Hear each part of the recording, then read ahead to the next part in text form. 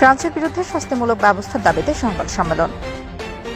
ফ্রান্সের বিরুদ্ধে অর্থনৈতিক অবরোধ আরোপ সহ দ্রুত শাস্তিমূলক ব্যবস্থা গ্রহণের জন্য জাতীয় প্রেস ক্লাবের আব্দুস সালাম হলে প্রতিবাদী সংবাদ সম্মেলনের আয়োজন করে ছাত্র আঞ্জুমানে আল বাইনাত। উক্ত আলোচনা সভায় উপস্থিত থেকে আলোচনা করেন তালিমি মজলিস ছাত্র আঞ্জুমানের সভাপতি মোহাম্মদ রিয়াদুজ্জামান, আখি সেক্রেটারি মোহাম্মদ মাসুদুর রহমান ফাহিম, উপদেষ্টা মোহাম্মদ মাবরুল হক ফুয়াদ, মোহাম্মদ সিরাজউদ্দিন, মোহাম্মদ রহিদ হাসান, আহমদ হুসাইন। উপস্থাপনা করেন মোহাম্মদ রাহাতুল আলম কাদেরী রাজ, মোহাম্মদ বদরুল আরিফিন সহ আরও অনেকে।